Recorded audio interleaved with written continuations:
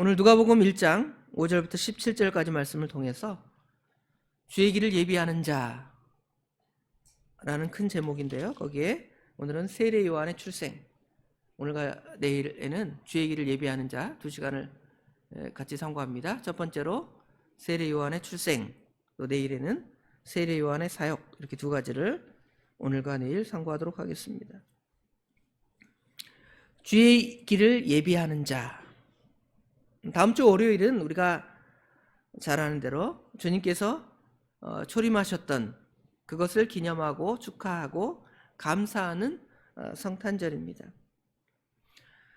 우리가 지난 3주 동안에 대림절, 주님의 임하심, 주님의 강림하심을 준비하는 기간으로 대림절, 대강절, 그렇게 3주를 하나님 말씀을 상고하고 있습니다. 오늘과 내일 새벽에도 2시간에 거쳐서 이 성탄을 준비하는 마음, 주님의 길을 예비하라는 제목으로 하나님의 말씀을 상고하겠습니다. 주의 길을 예비한 사람들에 대한 이야기는 여러 사람들이 있겠습니다. 주님의 길을 예비한 사람들. 그러나 주의 길을 예비하는 사람 중에 대표적인 사람은 바로 누구냐면 세례 요한입니다. 세례 요한은 예수님보다 6개월 전에 출생해서 또 주님이 이 땅에 오셔서 하나님 말씀을 선포하실 것인데 그분의 오심과 그분의 어떠한 사역을 하실 것인지에 대한 선포를 하고 있는 것이 바로 세례 요한의 사역입니다. 특별히 성경에는 세례 요한이 예수님의 오심을 많은 사람에게 전하고 소리처럼 사라지는 존재. 많은 사람들이 요한이 와서 하나님의 말씀을 선포하니까 그분을 어떻게 생각했습니까? 혹시 그분이 메시아가 아닌가? 우리가 여지까지 고대했던 그분이 아닌가 생각을 했지만 세례 요한은 자신을 친히 소개하기를 나는 그가 아니다. 내 뒤에 오시는 더 능력이 많은 분이 계신데 그분을 믿고 따라야 된다. 보라, 세상 죄를 지고 가는 하나님의 어린 양입니다. 라고 예수님을 소개하는 사람이었습니다. 그리고 자신은 바람과 같이 또는 성경에는 소리와 같이 이사야 선지자가 예언한 대로 광야에서 외치는 자의 소리가 있어 주의 길을 평탄케 하라 그랬죠? 소리처럼 사라지고 결국 누구만 나타나는 것입니까? 예수님만 나타내고 예수님만 드러내는 것이 바로 주의 길을 예비하는 것입니다. 오늘날 많은 사람들이 성탄절을 좋아하고 즐거워하지만 과연 우리 주님만 드러내고 우리 주님으로 기뻐하는 성탄절인가? 그러지 않고 오히려 자신이 먹고 마시고 즐기고 술 취하는 사람들은 술 먹는 자리로, 또 어린아이들은 성탄절에 산타 할아버지가 와서 선물을 받는 그런 날로 그렇게 분주하게 보내는데 그것이 아니라 오히려 이 성탄절을 통해서 예수님만 드러나고 예수님만 찬양하는 그러한 기간이 되기를 원합니다. 자, 오늘 본문의 내용들을 보면 먼저 5절부터 7절에는 세례 요한의 부모님에 대한 이야기가 나옵니다. 시기적으로 보면 유대왕 헤롯의 때, 여기 유대왕 헤롯은 대헤롯, 예수님을 죽이려 했던, 예수님을 못 죽이니까 나중에 마태복음 2장에 보면 베들레헴 지경의 어린 2살 이하의 어린아이를 죽이는 그 헤롯입니다. 그 헤롯의 때에 한 제사장이 있었습니다. 아비야 바늘의 한 제사장인데요. 그의 이름은 뭐라고 하고 누구입니까? 사가랴, 그러죠? 그의 이름은 사가랴고 그 아내의 이름은 엘리사벳입니다. 그런데 이 두 사람은 여기 6절에 보니까 하나님 앞에 의인이니 주의 계명과 규례대로 흠없이 행하더라 그랬죠. 그들의 삶은 의인의 삶. 여기 의인의 삶은 자신이 무슨 선하게 착한 일을 많이 해서 의인의 삶이 아니라 기본적으로 의인이 되려 하면 하나님은 앞에 사는 삶. 하나님 없이 사는 사람은 의인이 없습니다. 의인은 없나니 하나도 없다 그랬죠.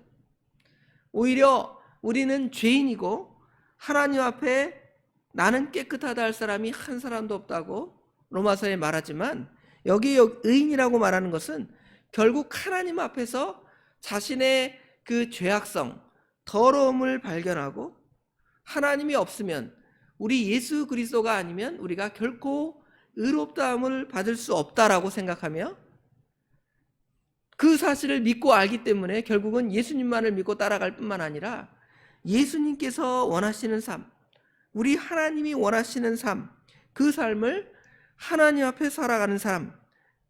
여기 이 두 사람은 누구 앞에 의인이라고 그랬습니까? 하나님 앞에 의인이라고 그랬죠. 사람 앞에 의인이라면 내가 착한 일을 많이 해서 나는 이런 선한 사람입니다 하고 자기를 자랑하는 사람, 그런 것이 의인이 아니라 오히려 하나님 앞에서 자기의 죄를 발견하고 죄인임을 인정하고 하나님의 은혜가 아니면 살 수 없고, 그래서 하나님 앞에 자복하고 굴복할 뿐만 아니라 그런 사람이 하나님 앞에 어떻게 살아야 할 것인가를 말씀을 통해 비춰보고, 그 말씀을 따라 주의 계명과 규례를 따라 하나님의 말씀을 따라 거룩하게 살아가는 삶, 그런 삶을 살아가는 사람들을 하나님은 하나님 앞에 의인이다 이렇게 말하죠. 구약에도 노아가 의인이라 그랬고 다니엘이 의인이라 그랬고 욥이 의인이라 그랬는데 그 의도 마찬가지예요. 예수님이 없는 의가 아니라 오실 그리스도를 믿는 의.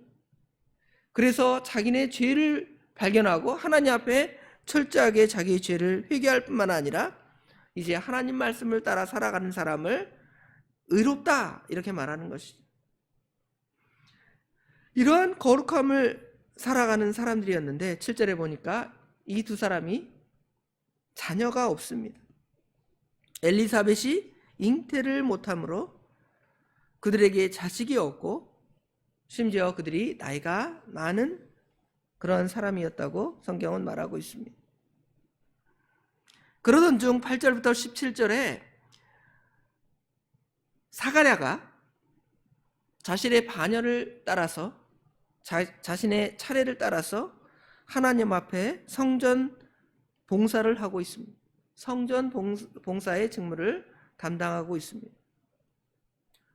제사장의 전례를 따라서 제비를 뽑아서 성전에 들어가서 성전에서 분향하는 그 일을 그가 담당하고 있습니다. 그때 주의 사자가 그에게 나타났습니다. 11절에 보면 주의 사자가 그에게 나타나 향단 우편에 선지라 그랬죠. 그리고 그에게 크고 놀라운 소식을 전하고 있습니다. 더 크고 더 놀라운 소식은 이제 그가 온 후에 그리스도가 오셔서 우리 인류의 죄를 담당할 것이다 그랬는데, 지금 크고 놀라운 소식이라는 것은 그분 예수 그리스도를, 오실 예수 그리스도를 예비하는, 주님의 길을 예비하는 사역을 담당할 그의 아들을 태어나게 하시겠다는 것입니다. 사가랴가 주의 사자를 보았으므로 두려워하여 떨고 있죠. 그럴 때 주의 사자는 그에게 두려워하지 말라고 말하고 있습니다. 그를 안심시키며 말하기를 내가 너의 간구함이 들렸다 그렇게 말하죠. 과연 무슨 간구를 했을까? 무슨 간구를 했을 것 같습니까? 아들을 달라고 그랬을까요? 아들을 달라고 그렇게 기도했을 수도 있습니다. 아니면 사실은 그 당시에 모든 사람들이 기다렸던 메시아를 소망하는 기도를 했을지 모르겠습니다. 두 가지가 복합되어 있겠죠. 그런데 아들을 달라고만 기도했다면 좀 부적합한 것이 뭐냐면 뒤에 천사가 내게 아들을 줄 것이다 그러니까 요한의 아버지 사가랴가 아멘 감사합니다 그랬습니까? 믿지 않았잖아요. 제가 늙었는데 무슨 아들을 낳겠습니까? 하고 의심했잖아요. 그런 걸 보면 그것이 근본은 아니었을 것 같아요. 여기 그의 간구함이라는 것은 아마 그 당시에 거의 이제 말라기 선지자 이후로 400여 년 동안 하나님의 뜻이 구체적으로 전해지지 않는 시대에 과연 하나님께서 어떤 일을 행할 것인가에 대한 마음, 즉 메시아를 보내시겠다는 그 말씀들이 아마 그 말씀에 생각이 나서 하나님 앞에 과연 하나님의 뜻이 무엇입니까? 우리 민족 이스라엘은 이방 나라의 식민지가 돼 있고 또 성경 말씀에 예언한 메시아 이사야나 예레미야나 많은 구약의 미가서나 이런 선지자의 성경의 선지자의 예언에는 분명히 메시아가 올 것이다 이렇게 말씀하셨는데 그 길이 어떻게 될지 모르니까 우리 하나님께 구하고 기도하는 것입니다. 우리도 마찬가지로 그러잖아요. 주님의 재림. 이 세상은 혼란해지고 전쟁과 기근과 지진과 이런 어려움들이 이 세상에 난무하는 그러한 시대에 우리가 믿음으로 살면서 하나님, 주님이 재림하신다고 하셨는데 그때가 언제입니까? 마라나타, 아멘 주여 오시옵소서 하고 기도하는 그 기도, 아마 그러한 기도도 복합적으로 작용했음을 알 수가 있죠. 그러한 기도의 응답으로 이제 하나님의 선지자가 그에게 보내졌고 하나님의 사자는 그에게 하나님의 말씀을 전합니다. 뭐라고 전하냐면 이제 너에게 아들을 줄 것인데 그의 이름을 요한이라고 하라는 것입니다. 여기 요한이라는 뜻은 하나님의 은혜가 깊다, 하나님의 은혜, 하나님의 은총, 하난, 헤세드, 인자 이런 다 그런 개념과 같은 단어인데요. 하나님의 은혜가 크시다는 것입니다. 물론 이 요한이라는 이름이 굉장히 흔한 이름이었습니다. 왜냐하면 예수님의 제자도 요한이 있고 또 여기 오늘 세례 요한도 있고 흔한 이름이지만 그 이름에 걸맞는 하나님의 은혜가 정말 그들에게 임하는 하나님의 은혜가 깊은 것이 드러나느냐 하는 것이 중요하죠. 그걸 보면 성경의 두 요한은 세례 요한이나 예수님의 제자 사도 요한은 그 이름에 걸맞는 그러한 하나님의 귀한 은혜를 받았고 그런 사역을 했음을 알 수가 있습니다. 그럼 그 은혜가 과연 뭐냐는 것이죠. 그 은혜는 뭐냐면 결국 그 뒤에 자신의 사역 뒤에 누가 오시냐면 예수님이 오시고 예수님의 은혜를 많은 사람에게 선포하는 그러한 일을 감당하니까 그 이름이 요한이라는 그 이름에 정말 걸맞게 되는 것이죠. 그로 인하여 많은 사람이 그의 태어남을 기뻐한다 그랬는데요. 사실은 요한이 사람들을 편하게 했을까요? 불편하게 했을까요? 정말로는 사람을 편하게 했지만 사실은 어떤 사람들에겐 불편했습니다. 왜냐하면 세례 요한의 선포가 그렇잖아요. 뭐라고 선포했습니까? 회개하라, 천국에 가까웠느니라. 너 무슨 잘못했다? 바리새인들과 서기관들 또 사두개인들이 이 세례 요한에게 나오니까 뭐라 그랬습니까? 이 독사의 자식들아, 누가 하나님의 진노를 피하려 하느냐 하며 책망했잖아요. 맨날 회개하라고 그러면 그 메시지가 어떻습니까? 사람들에게 불편할 수 있잖아요. 그런데 여기 지금 세례 요한은 그가 태어남을 많은 사람들이 기뻐하고 즐거워한다고 세례 요한의 태어남을 천사가 말하잖아요. 왜 그러냐면 회개로 모든 것이 그치는 게 아니기 때문에 그래요. 회개 다음에 누가 있습니까? 예수님이 있기 때문에 그래요. 요한도 마찬가지입니다. 세례 요한이 회개하라 그렇게 선포할 것뿐만 아니라 회개 다음에 뭘 선언했을까요? 복음을 선언했죠. 천국을 선언했죠. 회개하라, 천국이 가까웠느니라. 또 세례 요한이 그렇게 누구를 독사의 자식이라고 책망하고 비난했지만 또 누구를 전합니까? 예수님을 전하죠. 예수님을 전하고 예수님의 십자가가 이제 확연하게 드러나 있지 않지만 결국은 예수님의 그 어린 양, 보라, 세상 죄를 지고 가는 하나님의 어린 양이라 그랬잖아요. 그러니까 그거는 외적으로는 그 사람의 상처를 후비는 것 같습니다. 마치 암에 걸린 사람들을 치료하려면 째야 되잖아요. 그렇죠? 째서 이 사람을 아프게 해야 되잖아요. 째고 아프지만, 회개하라는 그 메시지는 째고 아프지만 결국 치료하고 회복되면 그 사람은 어떻게 되는 거예요? 살아나는 거잖아요. 세례 요한이 그렇기 때문에 지금 주의 사자가 그가 태어남을 기뻐하고 즐거워할까라는 것입니다. 그리고 15절부터 17절에는 그가 어떤 사역을 할 것인가를 구체적으로 말하는데요. 그는 주 앞에서 큰 자가 되고 포도주와 독한 술을 마시지 아니하며, 여긴 나실인의 삶을 살 거라는 것입니다. 또 15절 끝에 보면 모태로부터 성령 충만함을 받아. 성령 충만한 삶. 실제로 이 모태로부터 성령이 충만하잖아요. 예수님께서 예수님의 모친 마리아가 그의 어머니를 엘리사벳을 만나러 갔을 때 41장 43절에 보면, 43절 44절에 보면 주의 어머니가 내게 나오니 이 어찌된 일인가 하고 엘리사벳이 말하고, 보라 내 문안하는 소리가 내게 들릴 때에 아이가 내 복중에서 기쁨으로 뛰놀았다. 무슨 아이가 엄마 배를 발로 차는 그런 것이 아니라 예수님이 이 땅에 오신 것을 아니까 기뻐서 배에서부터 성령 충만한, 어머니 뱃속에서부터 성령 충만한 삶을 살았다는 것이죠.